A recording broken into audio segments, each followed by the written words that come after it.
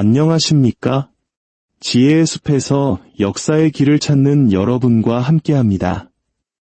오늘 우리가 들여다볼 이야기는 역사상 가장 유명했던 한 사기 사건에 대한 것입니다.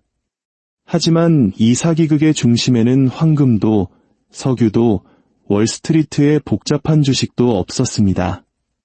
놀랍게도 그 모든 것을 시작하게 한 것은 바로 우표였습니다. 네, 우리가 편지에 붙이는 바로 그 우표 말입니다. 이처럼 어처구니 없는 작은 약속, 쉽게 돈을 벌 수 있다는 달콤한 속삭임은 수천 명의 평범한 가정을 파멸로 이끌었고 수백만 달러를 집어삼켰으며 결국 자신의 이름을 역사상 모든 금융사기의 대명사로 남기게 되었습니다. 오늘날 우리는 이것을 폰지 사기라고 부릅니다. 하지만 1920년 사람들에게 그것은 그저 폰지 씨의 특별한 투자였습니다. 어떻게 사람들이 길게 줄을 서서 이 한 남자에게 평생 모은 돈을 쥐어주게 되었을까요? 그 이유를 이해하려면 우리는 100년 전 그들의 세상 속으로 들어가 보아야 합니다. 옆집 사람이 투자금을 2배로 불렸다는 소문이 귓가에 맴돌고 아메리칸 드림을 향한 지름길을 절실히 찾던 이민자들이 넘쳐나던 세상, 그리고 나만 뒤처질지도 모른다는 공포가 이성적인 판단을 압도하던 세상. 놀랍게도 그 세상은 지금 우리의 모습과 섬뜩할 정도로 닮아 있습니다. 이 거대한 사기극의 중심에는 찰스 폰지라는 인물이 있었습니다. 그는 1903년 주머니에 단돈 5달러를 쥐고 미국 땅을 밟은 이탈리아 이민자였습니다. 그 스스로도 인정했듯 그의 젊은 시절은 온갖 직업을 전전하며 보낸 실패의 연속이었습니다.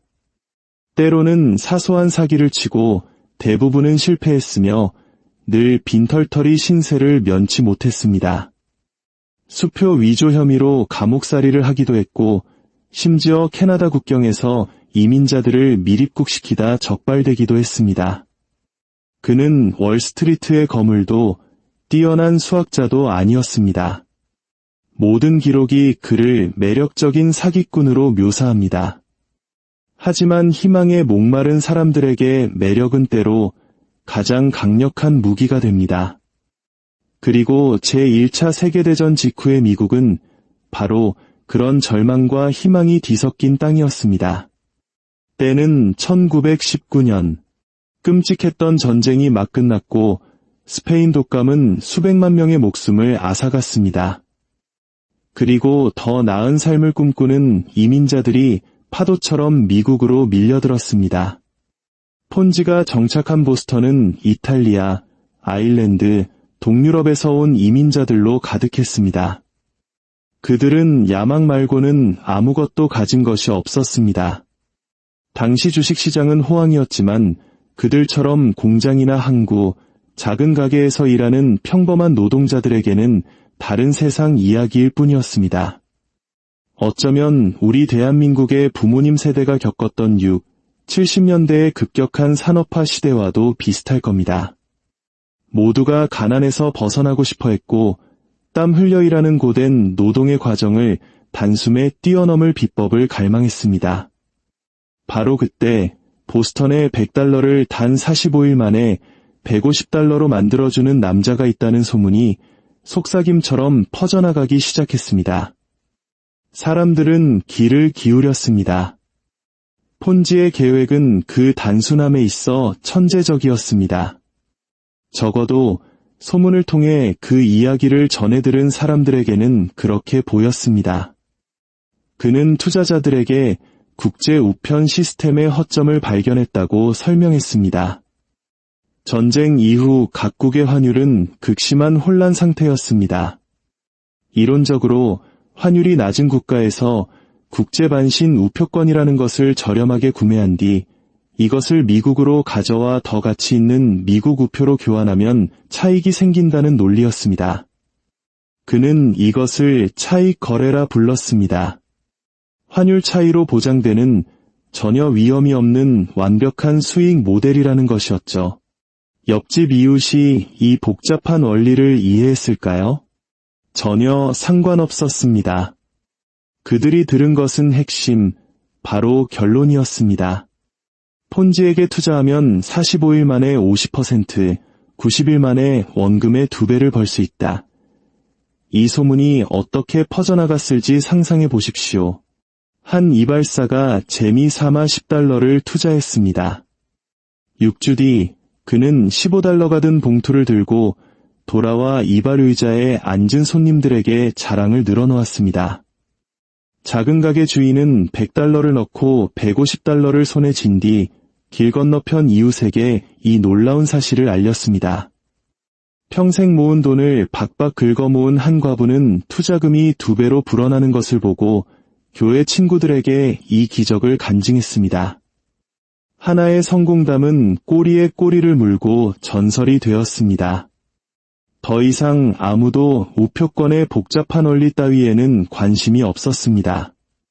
그들이 관심을 가진 것은 오직 한 가지 사실, 바로 자신과 똑같은 평범한 사람들이 하루아침에 부자가 되고 있다는 현실이었습니다. 수십 년간 하루 벌어 하루 먹고 살던 동네에서 나만 소외된다는 공포감은 압도적이었습니다.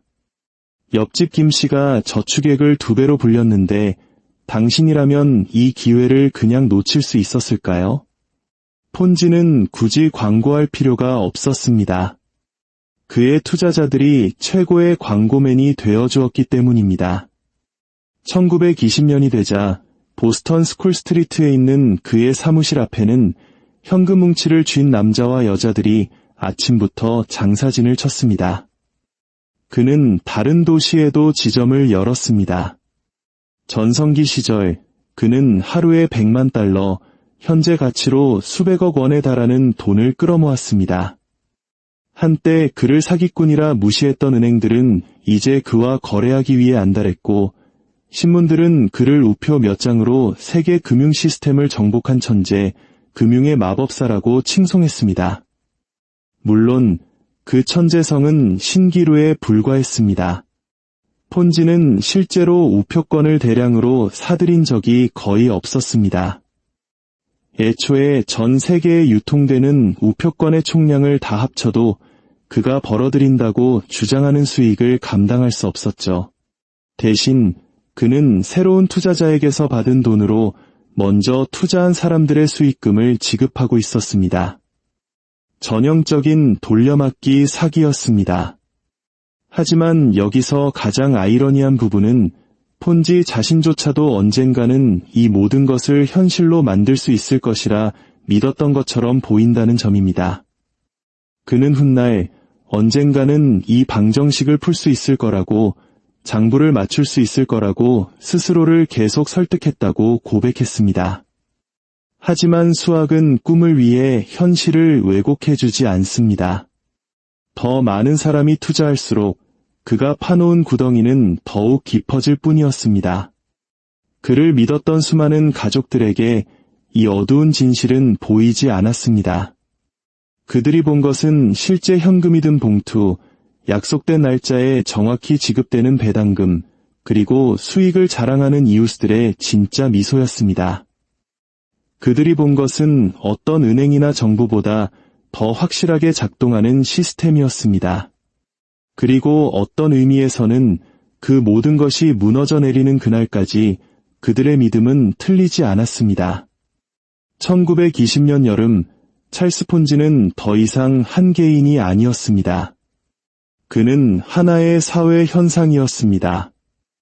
보스턴의 그의 사무실은 매일 아침 현금 봉투를 든 평범한 사람들로 북새통을 이뤘습니다. 신문은 그를 금융의 마법사라 불렀고 특히 이민자 사회에서는 영웅으로 떠올랐습니다. 기득권 시스템을 깨부순 이탈리아인, 자신들과 같은 사람들도 아메리칸 드림을 이룰 수 있다는 살아있는 증거였습니다. 광기의 절정기의 폰지는 하루에 약 $100만, 오늘날 가치로 수백억 원을 벌어들였습니다. 공장 노동자들이 일찍 퇴근해 그의 사무실 앞에 줄을 서고 가게 주인들이 기회를 놓칠세라 가게 문을 닫고 달려오며 과부들이 평생 모은 돈을 들고 찾아오는 장면을 상상해 보십시오. 온 가족이 긁어모을 수 있는 모든 돈을 합쳐 투자했습니다. 저녁이 되면 이웃들은 서로의 수익을 비교했습니다. 나는 $200 넣어서 6주 만에 $300 받았어. 나는 $1000 투자해서 석 달 만에 2배가 됐지. 이 속삭임은 뜬 소문이 아니었습니다. 손에 쥔 현금이었고 제때 배달된 돈 봉투였으며 시스템이 작동한다는 명백한 증거였습니다. 평생 은행에서 존중받아본 적 없는 노동계급 이민자에게 폰지의 악수는 은행가의 서명보다 더 큰 믿음을 주었습니다. 하지만 수학적으로는 이미 불가능한 게임이었습니다. 훗날 조사관들이 계산한 바에 따르면 그가 약속한 수익의 일부라도 지급하려면 수억 장의 국제 반신 우표권이 필요했지만 실제 전 세계에 유통되던 것은 3만 장도 채 되지 않았습니다. 폰지는 우표권을 사고 있던 것이 아니었습니다. 그는 돈을 재활용하고 있었습니다. 새로운 투자자의 돈으로 기존 투자자에게 이자를 주는 기초 없이 나날이 높아져만 가는 모래성을 쌓고 있었던 것입니다. 균열은 작은 곳에서 시작되었습니다. 당대 유명 경제지 베런스의 창립자이자 명석한 금융분석가였던 클래런스 베런이 1920년 7월 명백한 의문을 제기했습니다. 만약 폰지의 시스템이 진짜라면 왜 유럽의 그 누구도 똑같은 기회를 발견하지 못했는가? 왜 그는 경쟁자 하나 없이 독주하고 있는가? 더 중요하게는 베런은 폰지 자신이 이 기적 같은 사업에 재투자하지 않는다는 점을 지적했습니다. 90일마다 돈을 2배로 불릴 수 있다면 왜 굳이 다른 사람의 돈이 필요한가?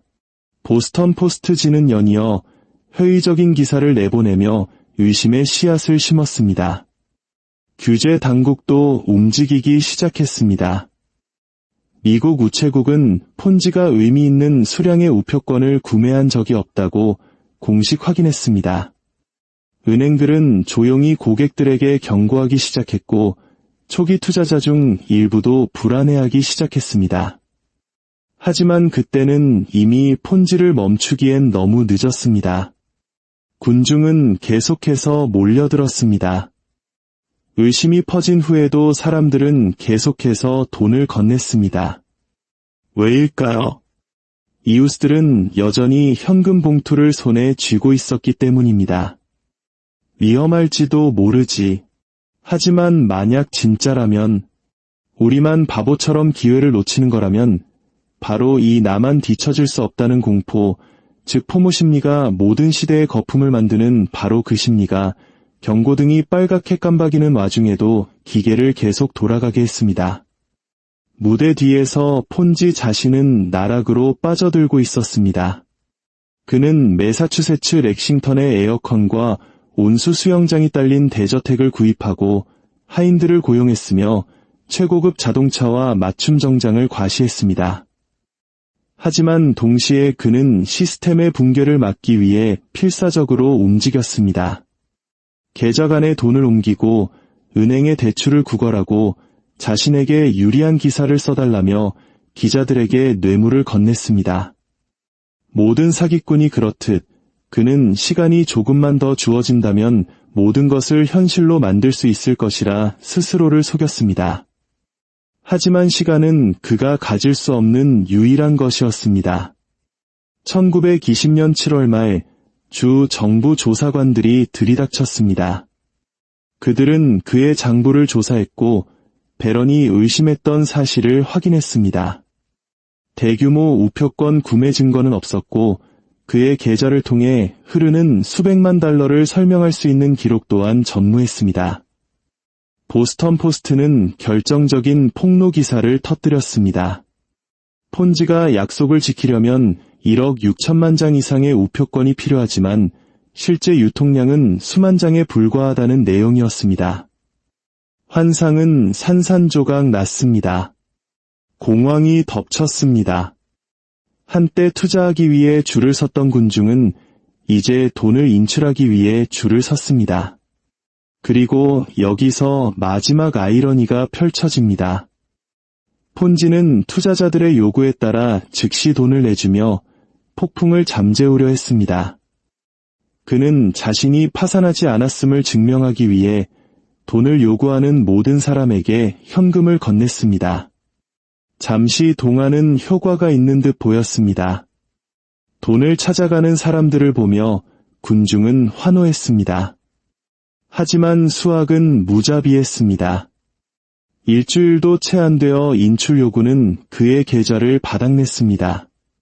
거대한 탑은 무너졌습니다. 1920년 8월 11일 찰스 폰지는 체포되었습니다.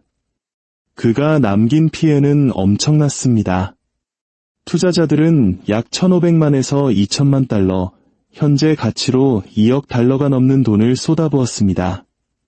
모든 것이 정리되었을 때 그 돈의 대부분은 사라지고 없었습니다. 수천 가구, 특히 폰지의 약속에 모든 것을 걸었던 가난한 이민자 가정들은 완전히 파산했습니다. 누군가는 집을 잃었고 누군가는 사업체를 잃었습니다. 수많은 이들에게 번영의 꿈은 절망으로 끝났습니다. 법정은 그가 끌어모은 수백만 달러 중 극히 일부만 남아있음을 확인했고 투자자들은 투자금의 극히 일부를 돌려받거나 아예 아무것도 돌려받지 못했습니다. 은행보다 폰지를 더 믿었던 많은 이민자들에게 그 경험은 단순히 돈을 잃은 것 이상의 상처였습니다. 그들은 희망을 잃었습니다. 하지만 폰지 자신은 재판정에서도 특유의 허세를 잃지 않았습니다. 그는 누구를 속일 의도는 결코 없었으며 시간이 조금만 더 있었다면 모든 것을 성공시킬 수 있었을 것이라고 주장했습니다. 어쩌면 그는 정말 그렇게 믿었을지도 모릅니다. 그는 몇 년간 감옥 생활을 한 뒤 풀려났지만 사기 행각을 멈추지 못했습니다. 플로리다에서 가치 없는 땅을 귀한 부동산인 것처럼 속여 파는 새로운 사기를 시도하는 등 그는 절망적인 계획들을 전전했습니다. 결국 그는 이탈리아로 추방되었고 이후 브라질로 건너가 가난과 병 속에서 잊힌 존재가 되었습니다. 그리고 1949년 한 자선병원에서 생을 마감했습니다. 하지만 그의 이름은 죽지 않았습니다. 오히려 불멸의 존재가 되었습니다.